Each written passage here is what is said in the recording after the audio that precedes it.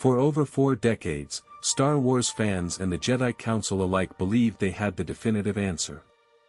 Anakin Skywalker. The boy conceived by the midi-chlorians, discovered in the remote sands of Tatooine. Qui-Gon Jinn staked his entire reputation on him. Obi-Wan Kenobi wept over his fallen brother. And for generations of audiences, it was accepted as undeniable canon, Anakin was the chosen one. He was destined to bring balance to the Force. Even when he fell into the shadow of Darth Vader, the narrative held firm that his final sacrifice on the Death Star fulfilled the ancient prophecy. But what if we have been looking through the wrong end of the telescope? What if every clue, every galactic shift, and every turning point in the cosmic balance was pointing to someone else entirely? What if the 9-film saga is not the tragic journey of Anakin Skywalker, but the orchestrated ascension of the one man who dismantled 10,000 years of Jedi stagnation, consumed the Sith, cheated death itself, and dragged the entire galaxy into an unprecedented new era? What if the Chosen One was the architect behind it all? To understand where the galaxy went wrong, we have to examine the ancient prophecy itself. According to the ancient texts, a chosen one shall come, born of no father, and through him will ultimate balance in the Force be restored. Notice what the prophecy never says. It never states that the chosen one will be a paragon of moral virtue. It never says the chosen one must wear the robes of a Jedi Knight. And it never claims that balance means the eternal and total supremacy of the light side. For over 1,000 generations, the Jedi Order operated under a profound arrogance. They defined balance simply as their own uninterrupted dominance, and the complete extermination of darkness. But the living Force does not operate on human morality. The Force is creation and destruction, light and shadow, life and decay. When the Jedi grew complacent, bloated with political authority and severed from the true currents of the Force, the cosmic scales were severely tipped. The Force did not need a polite reformer. It required a cosmic equalizer. Throughout galactic history, most politicians view the Force merely as an instrument of statecraft. Palpatine viewed galactic politics merely as a convenient camouflage for his true pursuit, the absolute mastery of the Force.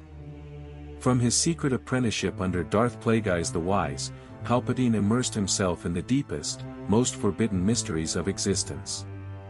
While the Jedi sat in their high tower meditating on ancient codes, Palpatine was conducting radical metaphysical research into the creation of life itself. Consider the stark contrast between Anakin Skywalker and Sheev Palpatine. Anakin was driven by fear. He was obsessed with preventing the death of his loved ones, reacting impulsively to terrifying nightmares. Palpatine, however, was obsessed with conquering mortality altogether. Anakin sought power to save one life.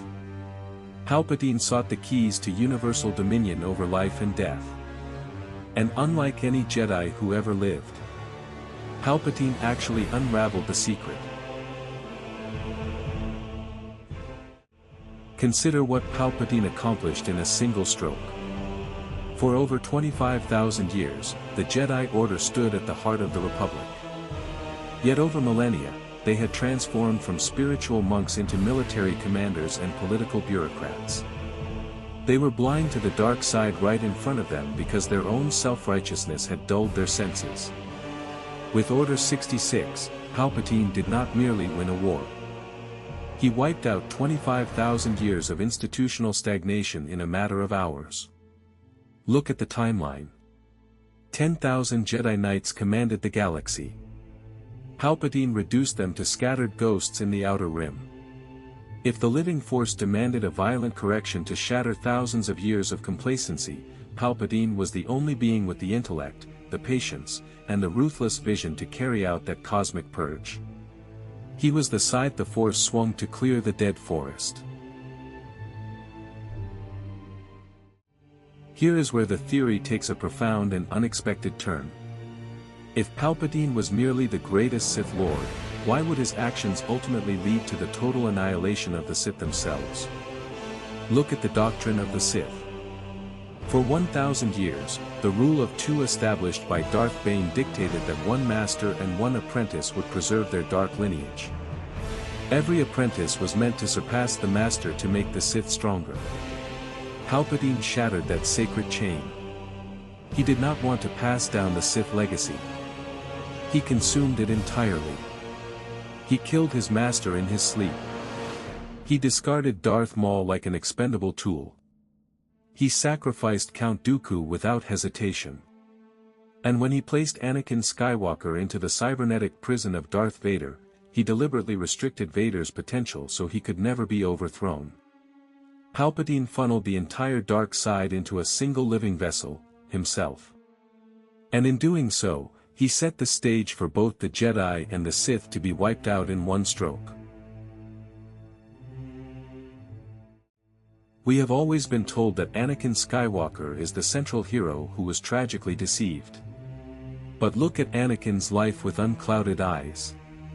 Who befriended Anakin the moment he arrived on Coruscant? Who fed his ego when the Jedi Council held him back? Who stoked his deepest terrors about Padme's death and offered him the forbidden fruit of the dark side? Every single defining milestone in Anakin Skywalker's life was engineered, guided, and capitalized on by Palpatine. Without Palpatine, Anakin is simply a gifted pilot who grew up in the Jedi Temple. Without Palpatine, there is no Darth Vader. Anakin did not shape galactic history through his own divine destiny. He moved across the galactic board exactly where Palpatine placed him. If Anakin was indeed the weapon that brought balance, Palpatine was the hand that forged the blade, pointed it at the galaxy, and swung it. The most common objection to this theory is simple: if Palpatine was the chosen one, why did he lose? Why was he thrown down the Death Star reactor shaft by his own apprentice? Look closely at the cosmic irony of Palpatine's downfall. Palpatine created the Galactic Empire. That very oppression ignited the spark of the Rebel Alliance. Palpatine created Darth Vader. And Vader's union with Padme produced Luke Skywalker. Palpatine brought Luke to the second Death Star, believing he could replace Vader with a younger, more powerful apprentice. Every single component of Palpatine's defeat was born directly from Palpatine's own creations. The Force did not bring down the Emperor through an outside champion.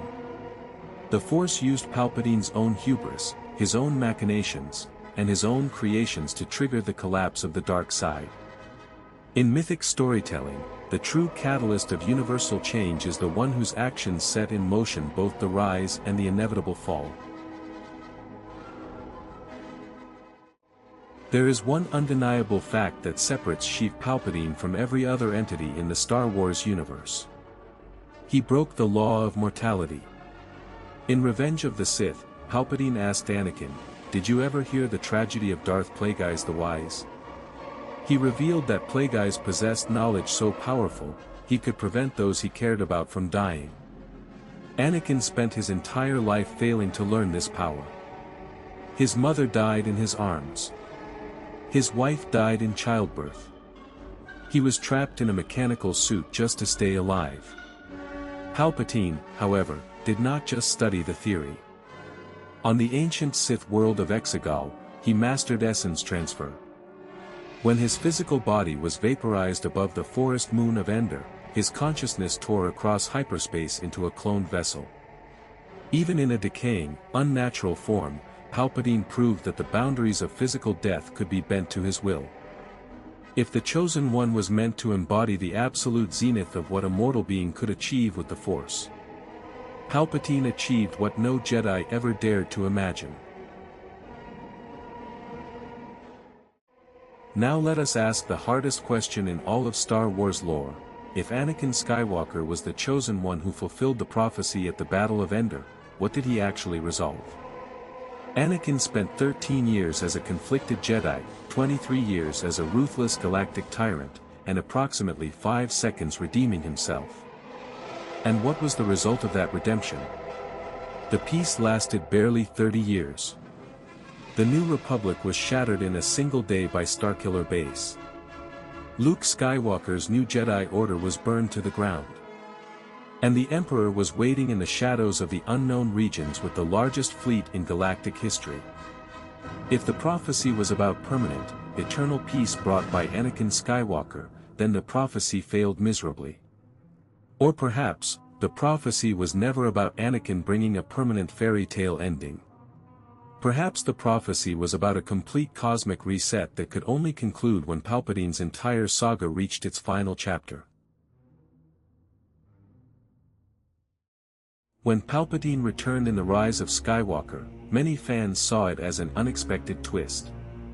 In reality, it was the necessary climax to the cosmic cycle. Palpatine was the lingering manifestation of 10,000 years of Sith darkness and ancient hatred. He could not simply disappear into a reactor shaft, he had to be drawn out into the open for the final reckoning. Look at who stood against him on Exegol. It was not a traditional Jedi Knight bound by the old dogmatic code. It was Rey and Ben Solo, a dyad in the Force, a rare phenomenon representing the true fusion of light and dark, bloodline and choice. When Palpatine unleashed the full, unfettered storm of Sith lightning into the sky, he forced the entire cosmic energy of the galaxy to collide.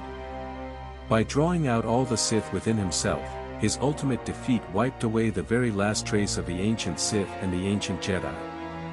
Only through Palpatine's rise, fall, return, and final destruction could the slate finally be wiped clean forever. Step back and look at the entire 9-film Skywalker saga not as disconnected trilogies, but as one cohesive, cosmic cycle orchestrated by the Force. Follow the chain of cause and effect, the Jedi Order becomes rigid and stagnant. Palpatine rises from Naboo and engineers the Clone Wars. Palpatine eradicates the Jedi Order with Order 66. Palpatine consolidates the Sith under his sole absolute rule. Palpatine creates Darth Vader, which gives birth to Luke and Leia. Palpatine's oppression triggers the rebellion and Vader's redemption.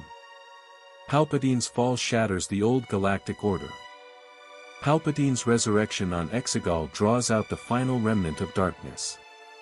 And Palpatine's ultimate demise clears the board for a new generation of Force users who are no longer shackled by the dogmatic Jedi-Sith war. Anakin was the weapon. Luke was the conscience. Rey was the sunrise. And Palpatine was the monumental catalyst that made every single piece possible. We wanted the Chosen One to be a shining hero on the battlefield because human beings long for simple saviors. We wanted Anakin Skywalker to be the golden child who made everything right. But the Force is not human. The Force is an unfathomable cosmic ecosystem. And when an ecosystem rots with 25,000 years of stagnation, it does not need a gardener. It needs a wildfire. Sheev Palpatine burned the galaxy to ash. He destroyed the Jedi. He destroyed the Sith. He shattered the Empire. And from those ashes, something entirely new was allowed to be born.